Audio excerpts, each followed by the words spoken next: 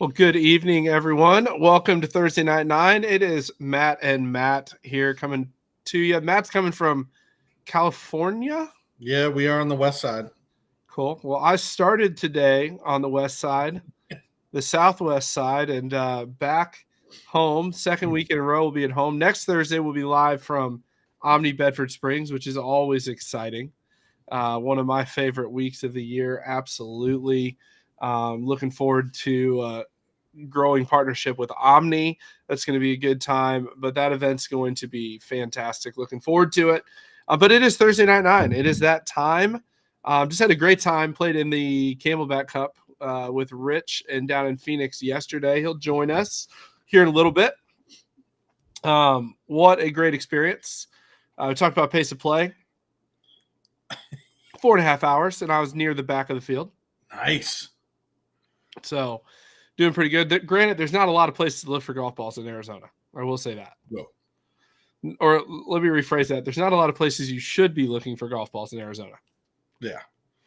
Because if it's not like in the fairway / second cut, you're kind of just drop it and move on. Yeah. You don't find it very quickly. Should be pretty good. Mikey gives shout out to Rich. Stay tuned, Mikey. Rich will be here in about 15 minutes. It's going to be awesome. We're excited to share the evening with him tonight. A little guest host action. But let's get right into it, man. Format of Thursday Night 9 for those that are just watching. 9 important topics related to APT Live Thursday nights. 5 minutes each. We'll answer questions live, answer questions at the end. We'll have some fun. We'll jump into some key events this weekend.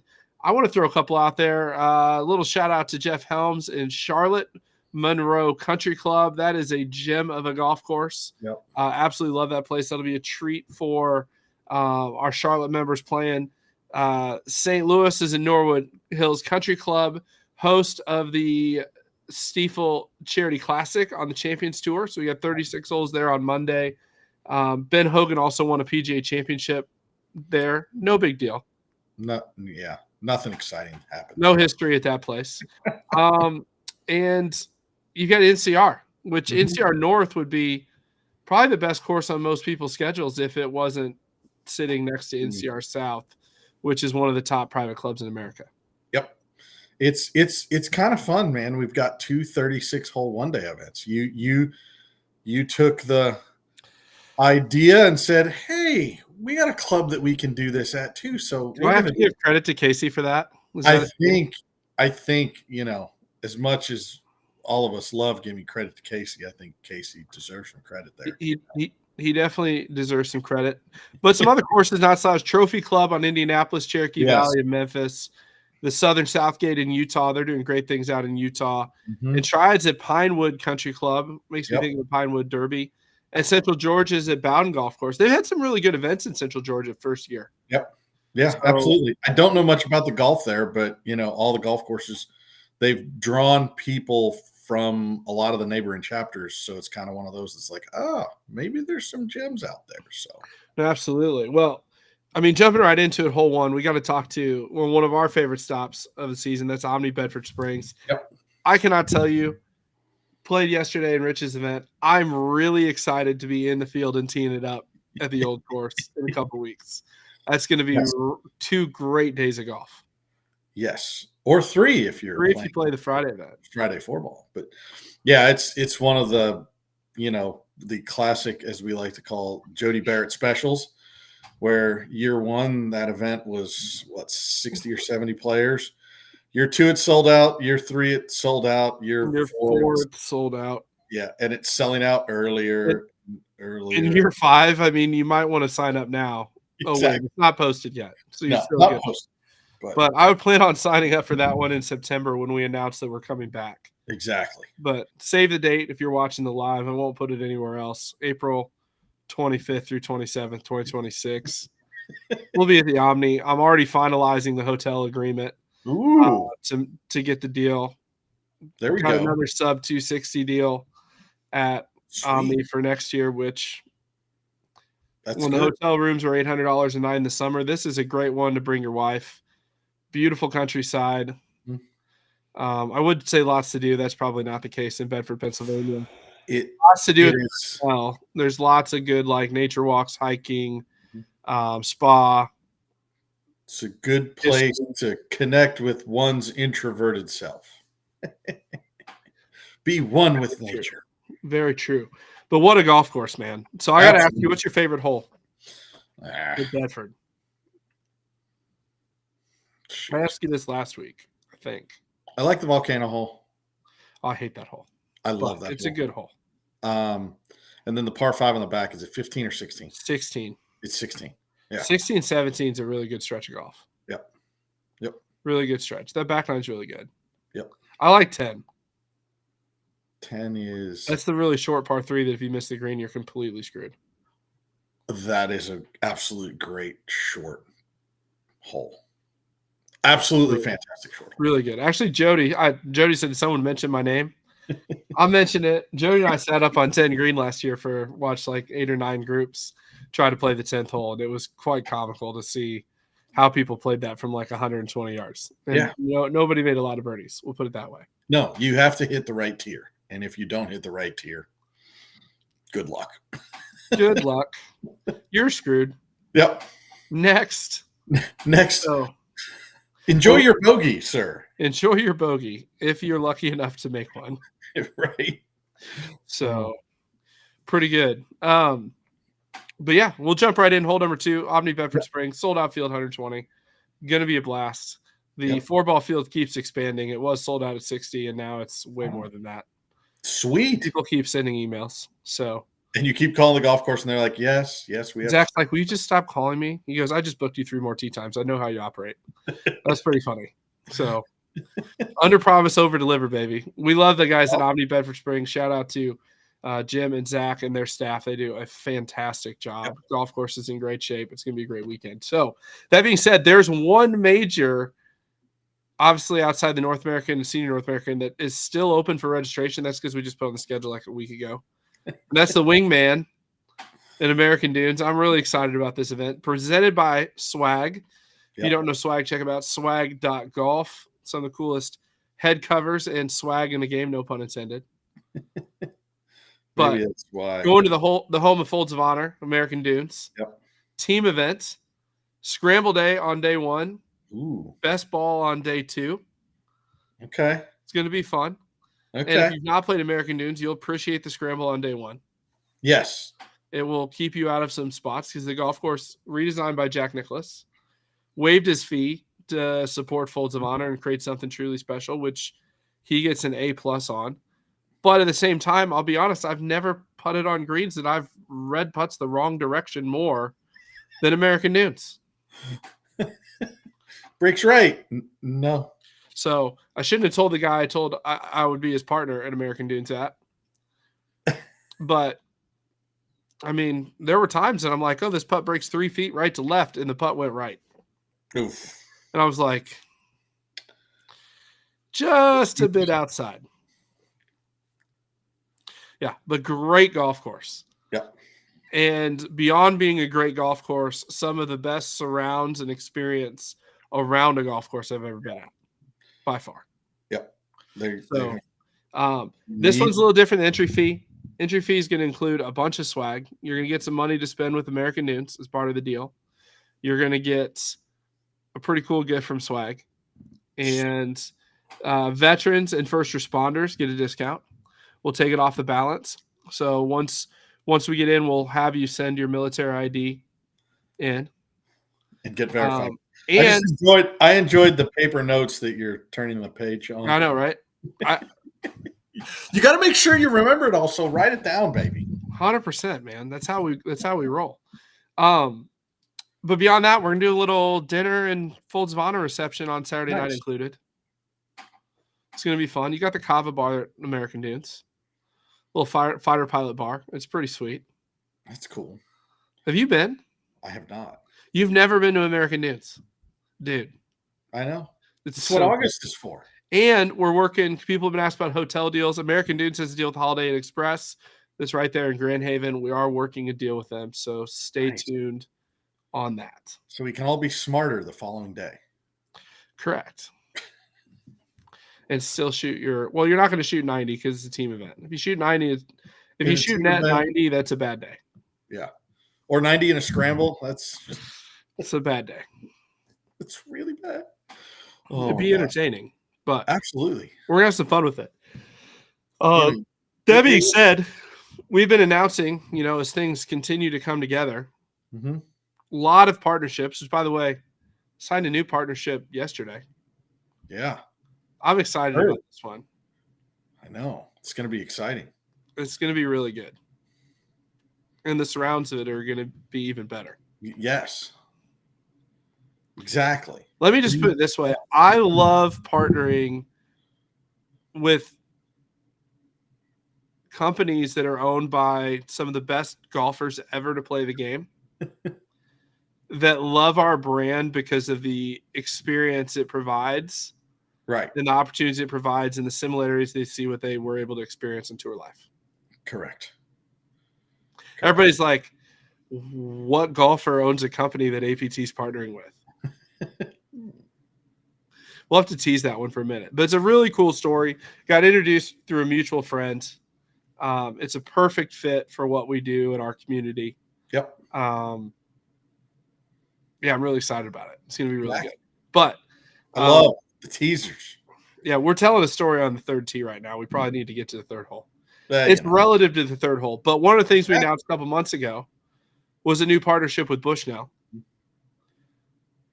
Certainly elevated the rangefinder and the speaker game to the number one in all of golf. Yep. And just want to let you know, their product is going to be in our shop as early as tomorrow. Yeah. I think since the boxes arrived. Yesterday, one of the days. Chris and Jersey have been enjoying unpacking things yet again. Right. So good news is we actually have a place to put them now. So that's good. Hey, there you go. We've been cleaning the office. But people are like, well, what rangefinders do you have available in the pro shop? Pretty much the full line. Sweet. So pretty much the full line. Before everybody asks, everybody's like, well, what's our discount code? There are no discount codes for Bushnell. No.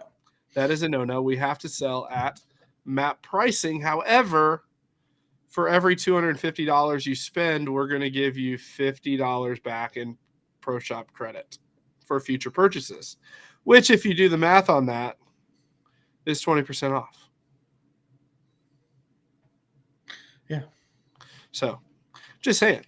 And you can use your credit, your membership credit. If you want to get a rangefinder, it's going to be listed at the same price. You can get it anywhere else. So support the APT and get some APT rewards coming back for it. There you go. It's pretty simple. And if you had hole in one, the hole in one club, your price just got a lot better. Just saying. Yes. 100%. 100%. So we're excited about that.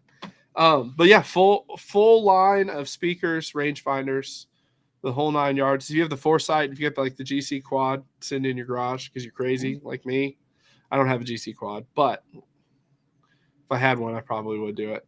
But the Bushnell has like the Pro 3 link now that you can like upload your shots. Really? Yeah, it connects to the Foresight launch monitor. Geez. Yeah, it's pretty sick. Okay. So, I'm just going to put this here to deal with it. This is false. This is fake news. Yes. Completely fake news. That's correct. That did not happen. It was the standard. The half story, the half truth that leads to every lie is back in 2023 when the Red Rock Championship at Black Desert was a Utah event, they did hold spots for Utahns at the beginning. Yes. When it became a major, it opened to everybody. It fell under the same eligibility and exemptions there. I was like, where is my E word that I need? The exemption list. So, yeah. So it fell under that. I'm going to put it on just for effect again. Once again, no fake news. It did not happen. It did not happen. It absolutely 100% did not happen. Because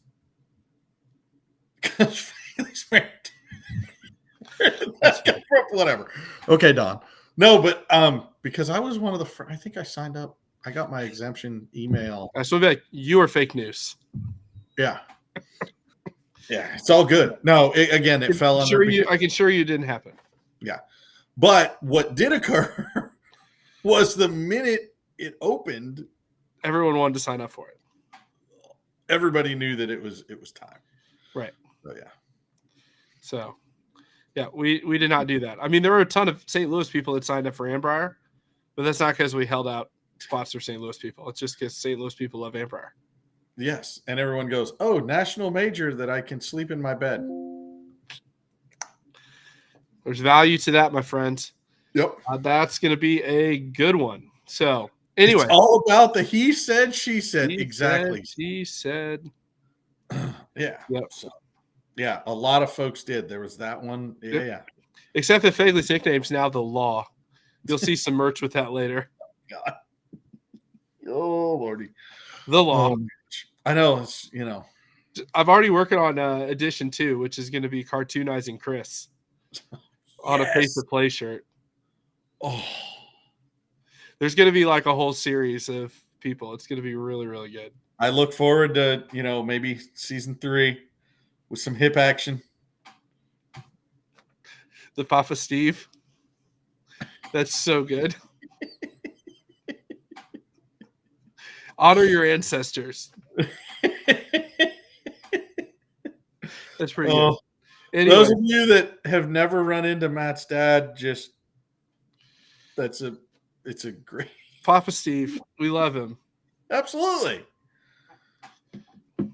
But as all good folks that we love, you always got to poke something, right? Absolutely. 100%. Well, anyways, we got a lot to cover. We got a new chapter to announce tonight. Yes.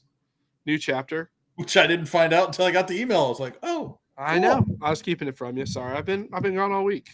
But anyways, we got a message from our friends at Turtleson, and then we're going to be back with our co-host for the night, Mr. Rich Ches, the Chesy Ches.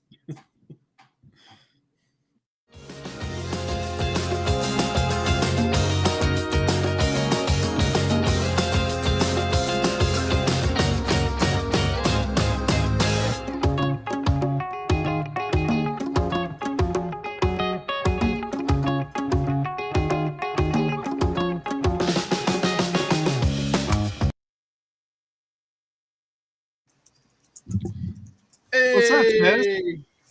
Hi, guys. Yeah. It's a little weird to me that we had dinner last night and we're both in Phoenix, 500 miles away from that place now. Oh, you went back to Chicago too today or yesterday? Last night. I got in at 5 a.m. today. Ah, the good old red eye. Oof. Yes, sir. He's still awake, so I'm proud of you. Yeah. Piece of cake. Piece of cake. Piece of cake. Well, we're supposed to talk about Phoenix for a little bit, man. I'm excited about what's going on in Phoenix. It has been a good build, a steady build, good relationships with players and courses, and yeah, it's been fun to see. I think our culture's gotten pretty good. You got to meet some of the guys obviously yesterday at Aguila, and competitive divisions all over the place. We got good players in all 5 divisions, so it's been good. Yeah, no, absolutely. People understanding the culture, which is good. I got to tell you, Pace of Play in Phoenix. I look at Pace of Play reports. Some chapter owners are probably like, oh, my God, I can't believe he actually pulls those. I do, because I want to see what's going on. Yeah. I haven't seen a 5-hour round in Phoenix in a long time. Yeah, I don't know if it's necessarily anything we're doing, but I think our players have kind of bought into there's no reason to have a 5-hour round, even in tournament golf. And I know there was a lot of talk about it in the Facebook group and all that stuff, and I respect everybody's opinions, but we try to set the course up so it's also very possible to play a regular paced round. I think that's a big part of it. But our players also have, the 7-minute searches for balls have gone away. They do a good job of policing each other on that. We're learning how to use the carts the right way and share the cart. So I don't know. I just think it's something where everybody's kind of committed to. I think the biggest thing is if you go in expecting a 5-hour round, you're going to have a 5-hour round. Right. Our guys don't do that anymore. No, I think it's really good. And, I got to go to Matt's mailbag for a minute because I love, when we start the Pace of Play post, the first thing that I think is funny is everybody that's ever been a Pace of Play problem on the tour emails me and tells me about how They've been accused of being the pace play problem, but they're not really the pace play problem.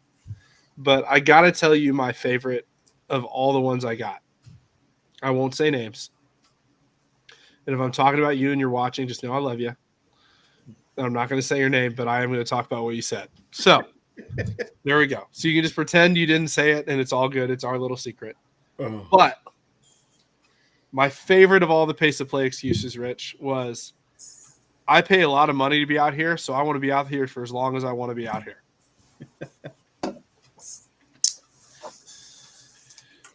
Yeah, I think other people feel the opposite. They paid good money, so they want to enjoy their round of golf. Correct. I said you can spend as much time out there as long as that's 4 hours and 40 minutes or less. On the course, you can stay for 7 hours in the putting green. We want you to stay for 7 hours. I mean, that's why we do scoring in the bar at most places. Yep. Exactly. Good clubhouses out there.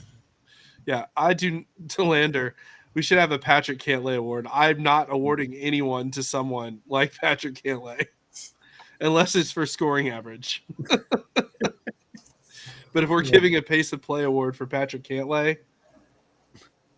I'm going to buy him a membership to the USAM Tour. That'll be their prize.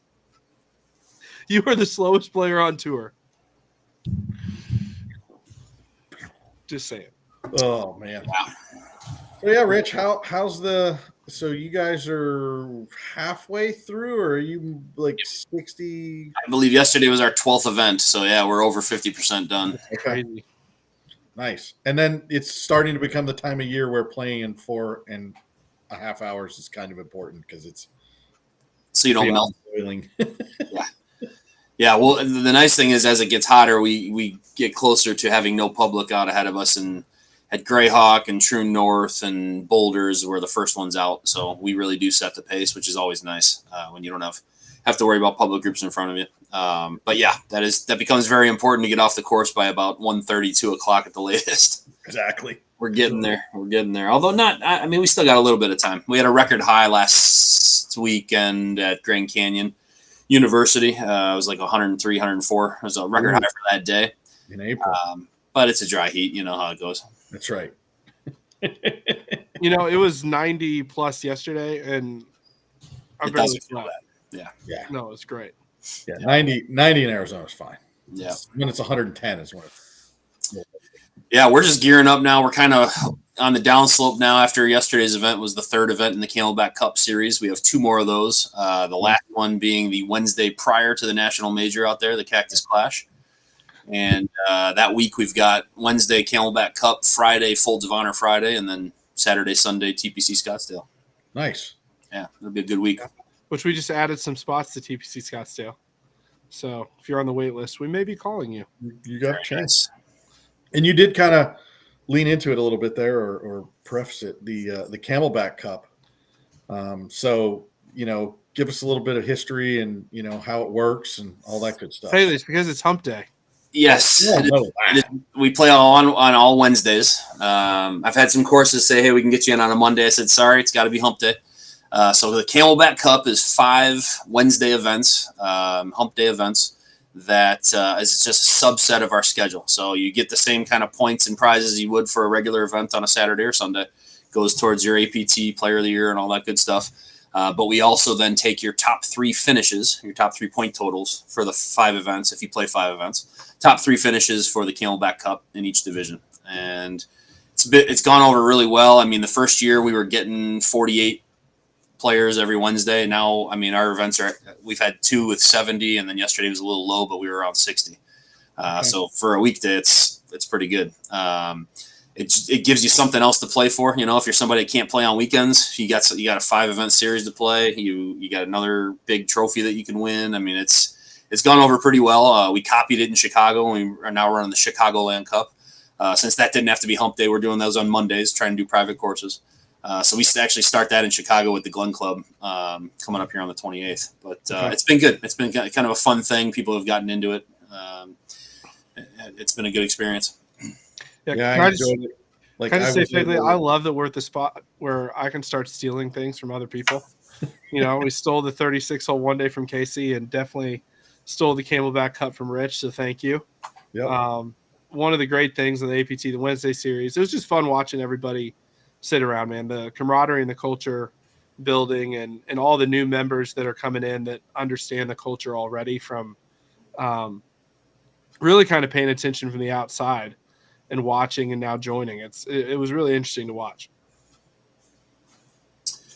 Yeah, it's gone over well. It's gone over well. Yeah, and it's nice because again, I flew down for one last year because it was the same type deal. I was like, oh, sweet. I've got a couple days. Boom, come down and go. That one was interesting because my clubs did get delayed, but Right.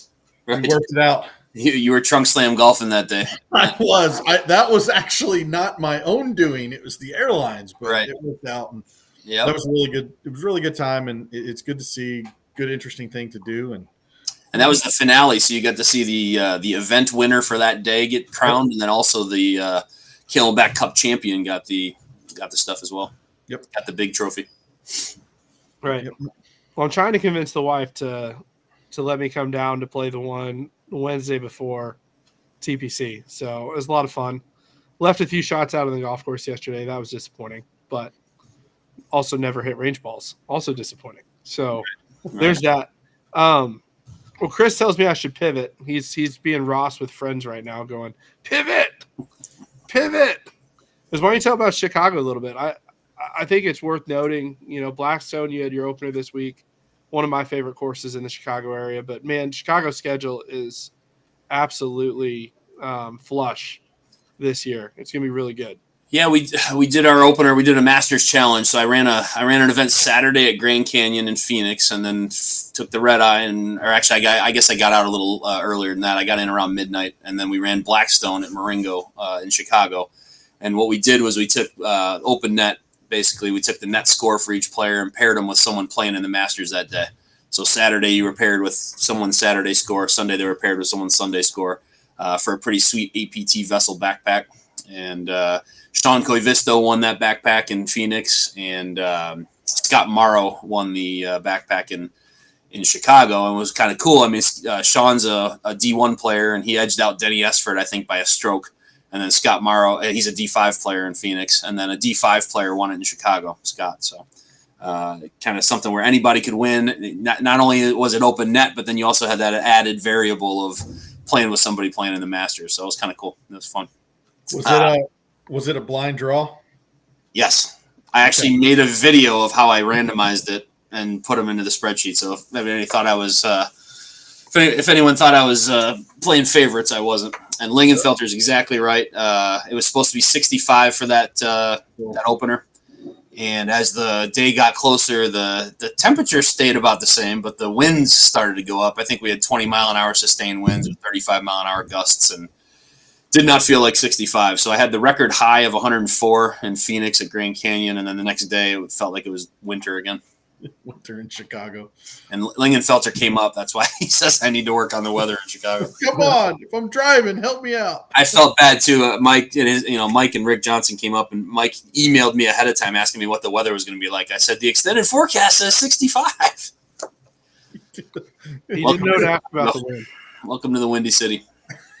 I love it. You do the great thing. It's like, here you go. It's awesome on the extended forecast. So it's so hit or miss when we start our season in Chicago. We've got the Glen Club coming up April 28th. Right now, it looks like it's going to be all right, but you never know. Could change 10 times. Need about May 15th in Chicago for kind of that guaranteed decent weather. Yep. But crazy. Well, new chapter. We should talk about that. Yes. Let's go back west. Yep. So we are down to Tucson. We're going to have an APT Tucson next season. In Phoenix, we've had a solid number of guys, 12 to 15 guys who come up from Tucson for a ton of events. We played a couple of events down in Tucson last year on the APT Phoenix schedule. We played down there 3 times this year early. It was kind of alternating. We were going Phoenix, Tucson, Phoenix, Tucson. We played Suelo. We played El Conquistador, and we played Tucson National this year. Had good turnouts, had a lot of interest down there. I have several guys that are willing to help out running things down there. So it's a go. The plan's going to be we're going to play a little bit smaller schedule next year, probably 8 events down there. But what it's going to do is it's going to give all these guys coming up from Tucson a little breather. They can stay down and play in their own backyard more often. Additionally, the Phoenix players are going to have opportunities to go down there and play. I mean, it's really depending on where you're coming from. It's about an hour and a half apart, right? But if you're up in Surprise and Northwest Phoenix, and you got to go to the south end near where University of Arizona is, it's like 3 hours. So this will give us a lot more options. What we will do with Phoenix is rather than go down there to Tucson, we'll expand north. We'll start hitting some of the northern courses, which there's some great spots. We already go to Sedona, but there's spots in Prescott and Show Low, and we'll start moving up north with the Phoenix schedule a little bit to expand there. Tucson will stay focused down on the Tucson and the southern area there. Our local final, at least for year one, will run together. So we'll do Phoenix and Tucson up. Right now we're at Weekapaw for a 2-day. I don't know if we're ever going to want to change that.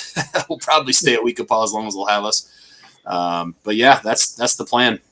I'm getting to a point now, obviously with Phoenix, Chicago, and Tucson, where I'm building really good teams to help run operations the day of. My primary focus is to make sure our quality of our events doesn't drop.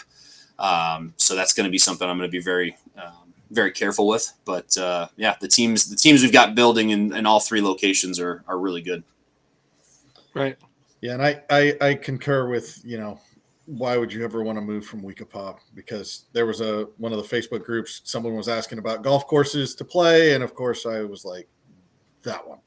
And what was interesting is when I went through everyone's schedule, I always noticed that every course that you want to play in someone else's chapter, it's like, oh man, it's the local finals. Oh, it's the local finals. So, Right. But it's all good. Now that being said, and I probably shouldn't get the cat out of the bag, because I'm going to upset some fellow chapter owners maybe, but in Phoenix we do run our local final a little later than everybody else because I have to run Chicago the weekend before. So it's an additional opportunity for people to travel and play. Obviously, you don't get points for your local final, but you can still play in that. So Weekapaw is pretty great. Yes. Yeah. Oh, I love it. This guy has got his name drop game down cold. Whose name did I drop? I don't know. Just reading things. Maybe golf courses? Could be. Very possible. They're all in your schedule, though, so you're allowed to talk about them. Exactly. 100%. I would think so. So that's exciting. So, I mean, yeah, because that's going to be good because you'll be able to start going up into the mountains then a little bit more because you already do. Yeah, you do Sedona, and yeah, that'll be cool. That'll be exciting, man. Golf everywhere in the state of Arizona. Yep. Lots of golfers out there, and we can play pretty much year round with the exception of October kind of because of overseed. So that also helps. Yep. Get a break. Breathe for a little bit. So Yeah. Cool. Well, we're going to keep you in. We got 3 more holes coming up. We're going to talk some rule stuff coming up next. But first, we got a message from our friends at Worldwide Golf.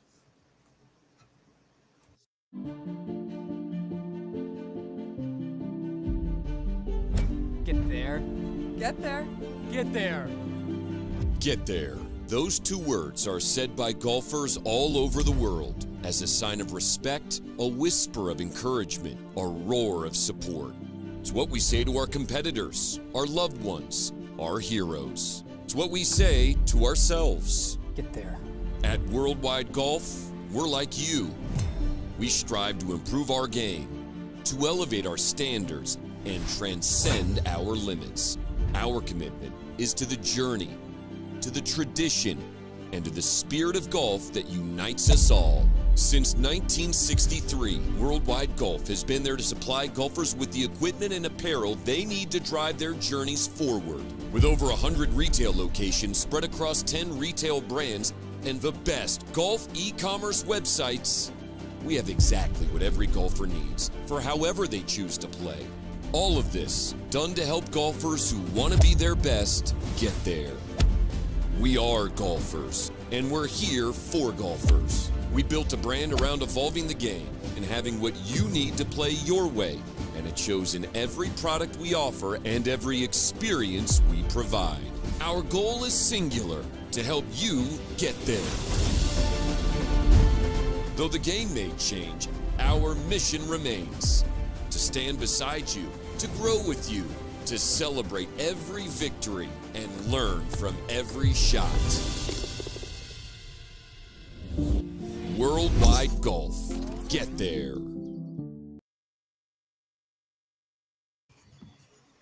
good friends of World Wide Golf. Just to remind everybody, every member of the 2025 APT gets a $50 credit in the form of global cash to globalgolf.com.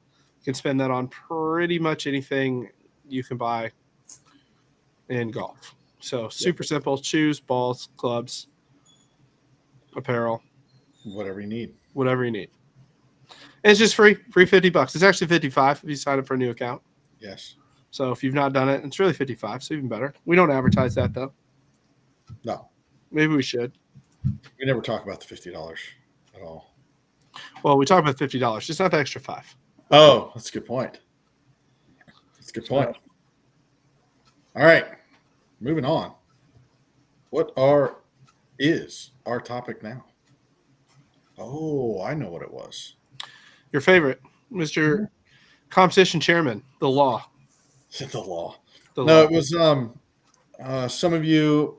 We sent out our massive emailer that had a bunch of information about the tour, and we were receiving in that email was a handicap questionnaire, which was meant for more for the newer players or the non-validated players, but some of the longtime tour members did fill it out and were asking like, "Hey, I don't feel like Division 3 is for me anymore.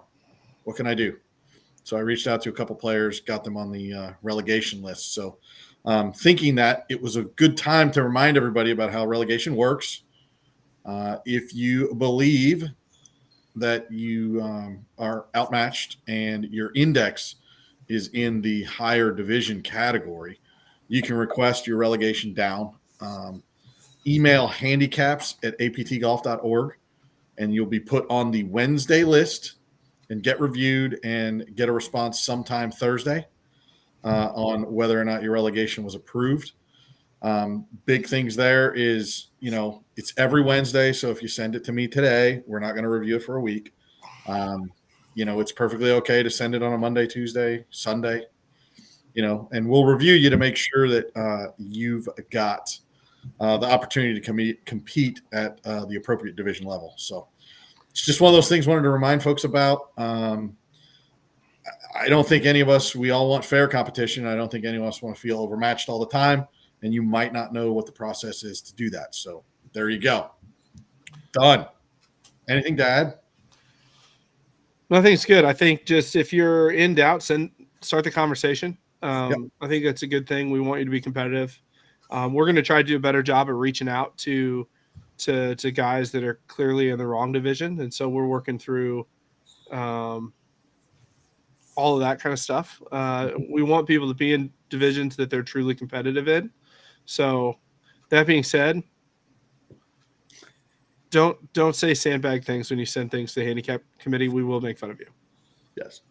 Like, don't tell us, hey, I know my handicap's not there yet, but it will be in 2 weeks after I play these next two events. Yeah. Uh-oh. Christmas morning. Look who's here. Hey, everybody. What's going on? Are we on recess? Almost? Not yet. A Okay. couple more days. Do you have some senioritis to get out of there? I've been ready since February. Is it like the week before spring break? Yeah, except that it's a little more violent. Normally the week before spring break, everybody's pretty happy and getting along. The week before getting out of session, everybody starts trying to rip each other's face off. Got it. Sounds Okay. like There we go. Yeah. sounds like No, I've got, I think Tuesday, possibly Wednesday morning we'll be done. nice. There you go. Don't tell anybody, but I'm playing hooky on Monday to go to NCR. So Nice. There you go. it's just the internet. Nobody's going to find out. No one. I'm pretty sure someone's going to Facebook Live you at some point during the day. That's all right. So It's all not like good. I've got any bills pending or anything like that. So, yeah, we'll leave that one out of it for tonight. Dry. Talk about pace of play. Pace of play is a great topic to transition to. Hole 8. So funny. So Rich should just tell us how to do pace of play because Yeah, exactly. he's the 4.5 hour man. Well, I mean, with our 35-mile-an-hour wind gusts in Chicago, we weren't close to that. So I don't have any kind of formula that can make it work. But I will say I think player buy-in is a big part of it. I think if you expect a 5-hour round, you're going to play a 5-hour round. I just think that's how it goes. And there's a lot of little things that players can do. And if everybody kind of, my background's obviously in coaching. And one of the biggest light bulb moments in my basketball coaching career was changing my terminology from dealing with parents to working with parents. And just that little mindset shift changed things for how I viewed situations. And I think with pace, it's a little bit of the same thing. If you expect it's going to be, well, it's a tournament round, we're going to play slow. What players have to understand is that's a nightmare for the tournament director because you're dealing with the course and you want to go back there and the course is all over you and angry. And how can you play this? We play in 4:10 here and you guys are going to play in 5:10, 5:20. It's not good for the relationship. And if you want to keep playing great courses on your chapter, you got to work with the tournament director and get done in a decent amount of time. Yeah. No, absolutely. Well, and I think the other thing, and as a coach, I'm curious your thoughts on this, but when you do things different than when you go play a casual round with your friends, like slow things down and try to grind more and things like that, you're going to play worse. Like the sports psychology of things. Like if you look at the pros, like one of the things I was watching down the stretch with Rory in the playoff, and one of the, I think, key indicators of how people are going to perform is if you watch them hit shots on the range and watch them hit shots in a tournament and then watch them hit shots like the 18th tee ball that he hit. If you look at the routine, excuse me, right now, just randomly out of nowhere. Dust ball. But the closer you see the timing to that, the better the result 99% of the time. Like you watched Rory, come up to that playoff hole, super nervous after obviously completely screwing up the last hole of regulation. And he came out, and if you time his shot that he hit on the 72nd hole in regulation that he ripped down the middle and the shot he in the playoff, they're exactly the same. And he got a good result out of it. Where you see Rory struggled in the past, obviously, on the greens, in the Open, it gets a little bit – he gets off of it. But if you watch his full shot routine, it's almost always the same. That was the thing with Rose. On 17, he spent way too much time over that putt. Like he looked at it 7 ways from side, and it was like, dude, your first read was probably dead right. Just walk up and hit it. Don't sit there and stress. I mean, yes, we all can only imagine. It's not like you don't have a book that tells you exactly which way it's going to break. Right. You've done it a million times. Stay in that rhythm, stay in that routine, and but it was interesting to watch because all of a sudden he got in contention and it was like everything started to come to a grinding halt where he was making great shots up until that point. But it's interesting how it goes. So yeah, no, it's really interesting. I think that's one of the big misnomers about working with players is understanding that doing what you do when there's no pressure on you, under pressure is always the best answer. Yep. Yeah. Like, How many times in a regular game with his buddies or in a practice round do you think Rory dumps that wedge into the creek on 13? It's like never. Never. Right. Yeah. Right. More likely to make it than do that. And to further that point, I know there's some exceptions, I'm sure, but I bet across the country, the best players in each division aren't playing slow. No, I agree with that. As you said, there are probably a few exceptions in each division and Sure. each chapter, but for the most part, guys that are consistently at the top of the leaderboard are probably not holding up everybody else. Right. Right. Well, I think, that's a really good first point. I think the second point, and I love, Rich, how you had it on your scorecards. I haven't shown Chris when we get to the office tomorrow. We're changing our scorecards to your template. for St. Louis. And the front 9, where the pace of play numbers, it says, where is the group in front of you? Yes. Are you pushing them? And then the back 9, I forget what it says, but it's a very similar message. It says, don't look back, only Don't- ahead, or something like that. Yeah. Don't look back. Go I, ahead.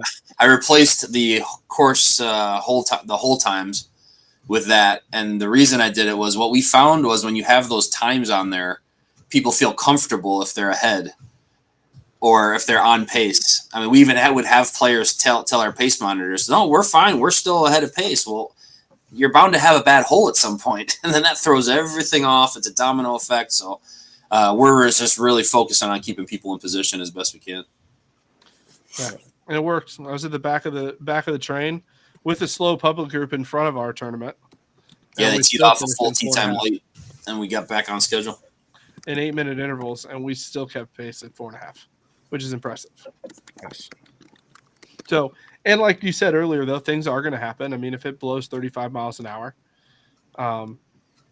pace of play is not going to be as fast. But the course is usually pretty understanding of that.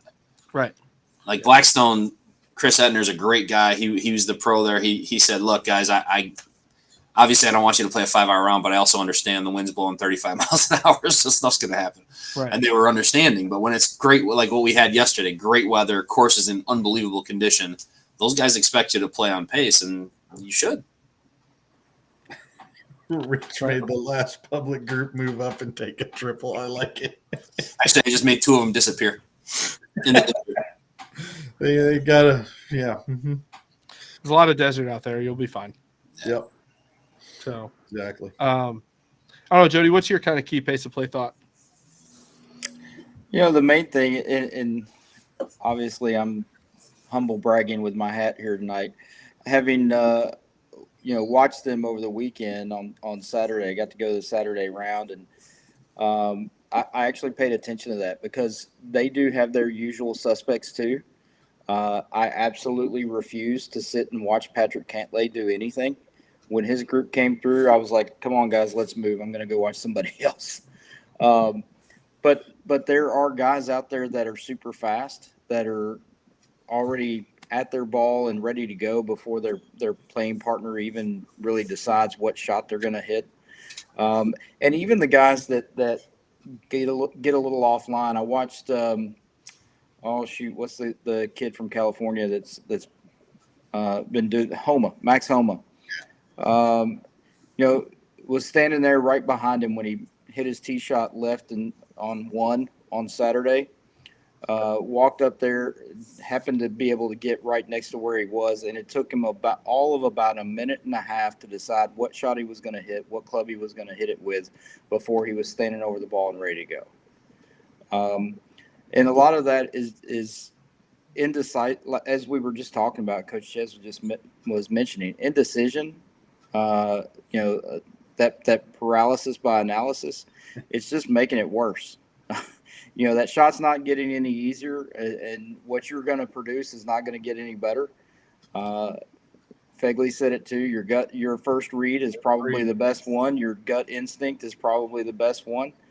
Just your best, just make a decision and go with it, and let the consequences be damned.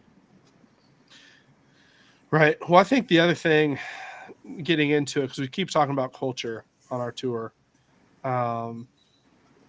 and you get to the top levels of amateur golf, tour golf.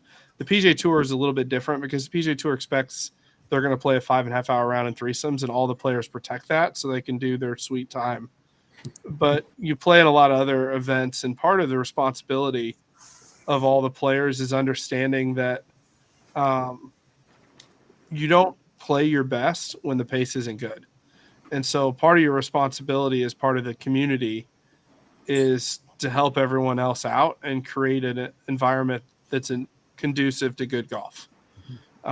You see that a lot on like the women's tours, especially like Symetra, LPGA, because they're out there playing for their livelihoods, right? And they're not guaranteed $4 million a year, even if they miss every cut. And so it's a lot different out there, and making sure that pace stays consistent. And it's the biggest issue. Like we had a tournament in St. Louis, we had 104 play last Sunday. We didn't have any 5-hour rounds at all in a double T, which was good. Couple groups on the clock, but the issue is you can't have the bad hole. You can't have the hole where you look for balls for 10 minutes and then slow everybody else down through that hole. That's what starts to create the problems. And so it's being respectful on every hole to understand that, hey, if I can't find this in 3 minutes, I got to move on. And I can't have that big backup because somebody had a meltdown. And even just being mindful that if we're playing in foursomes on the APT, and you don't have to sit back and wait for them to go through their routine and decide what shot they're going to hit. You can go ahead and move forward to your ball as long as you're safely out of line of fire. Again, I saw a lot of that on Saturday as well, where guys were maybe trying to figure out what shot they were going to hit from the trees or something along those lines, and their playing partner was 40 yards down the fairway walking toward the green ready to go. And so we've got to do that too. If you're not constantly telling us that it's not me, I'm not the one in the group that's causing the issue. Well, if you're hanging out back there waiting for the one that is causing the issue to constantly make their shot or make their decision, and you're not already up at your ball, or you're not reading your putt and ready to go when it is your turn, then you kind of are part of the problem too. Right. No, definitely. I mean, I certainly played the higher level the event. I'm sure you had this experience too. The more ready golf I played. Oh yeah. Yeah. You know what I mean? I played more ready golf in the U.S. Open qualifier than I did in a city tournament, which is annoying, and it should flip for sure. Gregor came in and said you can't have the bad hole. I'm not saying you can't have the bad hole number wise, but I can assure you I can make 11 and keep my group in pace by just following the rules. If you think a ball's lost, hit a provisional. If you can't find it in 3 minutes, you don't want to find it. Yep. Take your drop and move on. It's all good. And during that time, part of your group's responsibility, instead of just waiting for you to have a meltdown, is continue playing, which I witnessed it at the Masters last year. Yep. Somebody hit it all the way to the bunker, all the way down into, the creek in front of 13 green. And while he went 40 yards back to the drop zone to figure out what he wanted to do and had his meltdown, the rest of his group finished the hole. Mm-hmm. And so they stayed in position. That's one of the key things. When somebody's having a bad hole, everybody else keep moving. Yep. And then keep going. I agree. Yep. Yeah, the worst thing is to drive up on a group and 4 guys are looking for a ball. Yeah. It's never a good situation. No. Well, look, there's certain etiquette in that too, right? Like at least one person needs to be helping, maybe make things go a bit faster, but not all 4. Somebody else should be over there getting ready to hit their shot. Yeah. Maybe the other 2 guys can go ahead and hit and then come back and help. There's a way of making that work where everybody gets what they need, and the guy who's looking gets a little bit of help too. Right. And that's a good thing for the 3 minutes, like in the back of your head. If I get to the area where I'm searching and one of my group partners goes and hits, comes back, another guy goes and hits, like by the time everybody's hit, I'm pretty sure 3 minutes is elapsed. So it's time to take the drop and go on. It's a good, just little time reminder, because yes, none of us wants to lose a golf ball. We don't want to go through the penalty stroke process. But at the end of the day, it's just one shot. So take it and move on. And I'm going to jump in. I'm going to address this, the double T. This is a little bit of a misnomer. Now, if you've played qualifier golf and you're the first to some out because they don't think about it, this probably applies. But an APT situation, if you turn in 2 hours to 2 hours and 15 minutes, you're not going to wait. So you just play your normal round and it should all fall in together. So yeah, that's the on a double T start, that's that fine line that you have to walk. You don't need to race out. You got to keep in mind that, hey, there's a window here that they're shooting for, and you have to trust. Give us a little bit of credit and trust that we're gonna stay on time on the 10th tee before you make the turn. And so we don't want you sitting there waiting for 10, 20 minutes either. 30 minutes, if worst case scenario, things like that. So whenever we're doing those split tee starts, we're mindful and we're watching the clock too, trying to make sure that we're getting things going. Correct. So, good deal. No, really good. Hole 9. Moving to it.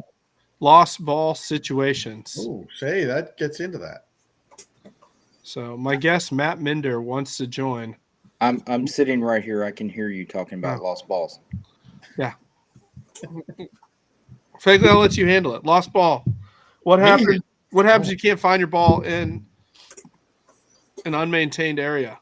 In an unmaintained area, as a penalty area, also known as a penalty area. Well, take where you believe the ball crossed into said penalty area, and you may take 2 clubs from that point, or you may keep that point between you and the pin and go back as far as you like. 1 stroke, move on. That's it. And that's it. There you go. You don't have to go back. No. So don't tell people in your group that they have to go back. And if you don't know what to do, this is some great advice. Read your rule sheet. All the information's on there for you. Yes, and especially if you're playing with somebody that's new to the tour, maybe somebody read them in on how we do things. That's the nice thing about a group like this. We most of our chapters, we've got some new ones like New England and Denver that are probably still going to be on a little bit of a learning curve, but Coach has got Phoenix and Chicago with a lot of guys that have been around for several years. They know how we do things. They know what the rules are that we normally play. And Matt and I, we see that whenever we're traveling around to the majors. There's a lot of usual suspects that we see there, and mixed in with some newbies. So if you're the guy that's been around, if you're Mike Lingenfelter and you've played in more of these than you care to tell anybody about, speak up and coach these guys up, make sure that they know what the rules are so that they're not killing everybody and pace of play too. Yep. Correct. And then the other important thing is what happens when you actually lose a golf ball not in a penalty area. That is when you do have to go back to your previous spot. But hopefully you hit a provisional. That would be ideal. Yeah. But again, like, Alderucci said, what happens if it's plugged in the middle of the fairway? And you don't find it, you don't find it. It stinks, but is what it is. Got to go back because the ball is lost. There are worse things in life that could happen to you. Yep. Yeah, sorry, we don't have thousands of spectators and 4K cameras following your shot for you. Correct. Not but yet. That does bring up a good point about, if you do hit it somewhere questionable, it is okay to hit that provisional and declare it and move on in the event that it is lost. So. Correct. Take advantage of the red penalty area. And if you pump it right over the fence on 13 at Bedford Springs 4 times while I'm standing there pointing, going, it's out, just go ahead and keep hitting until I tell you you're good. Your ball wasn't plugged in the fairway, buddy. You just hit it in the road 50 yards right. I'm pointing to it in the yard across the road.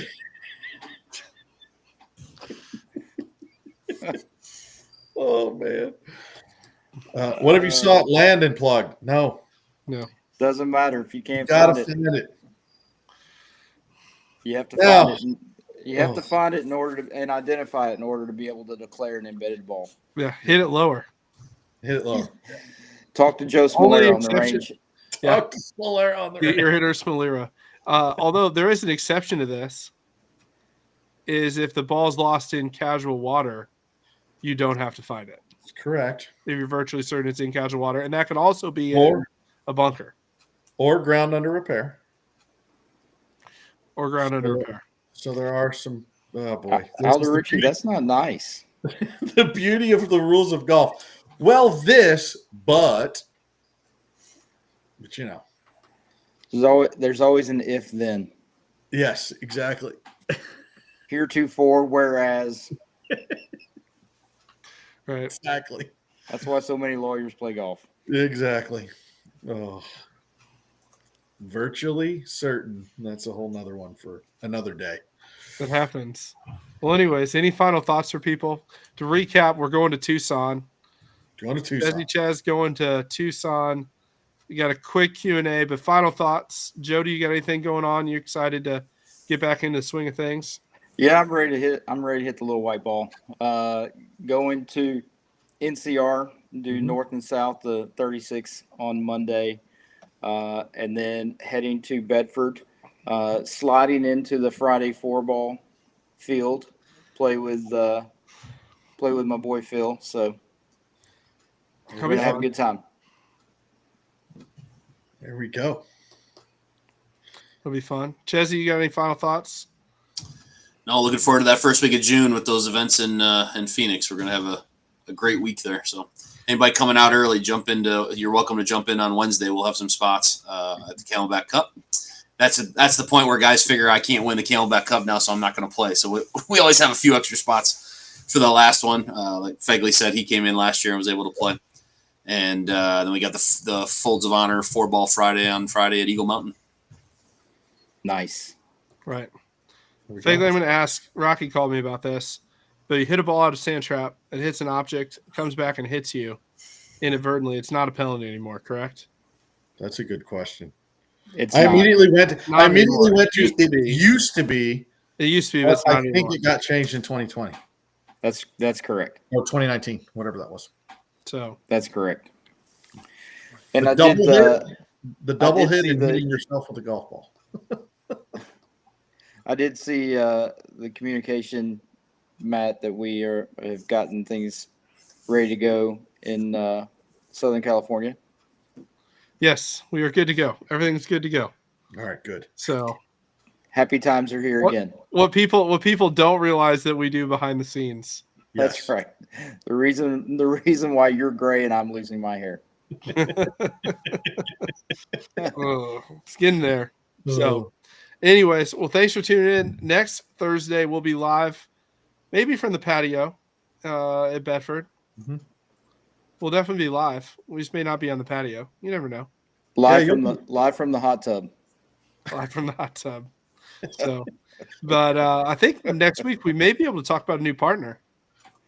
Ooh, We have a couple new partners we haven't really announced yet. there we go. So will be fun. But anyways, thanks for tuning in. We'll see you guys next Thursday, live 8 p.m. Eastern, 7 p.m. Central, live from Bedford Springs. That'll be a good time. So anyways, Rich, thanks for hopping on. I'm sure you are dead tired after not sleeping for 2 days. And we'll catch up with you all soon. Sounds good. So we'll see ya. 2 under. Quality fabrics. No roll waistband. Joey pouch. Elevate and separate. No chafing. What more could you ask for?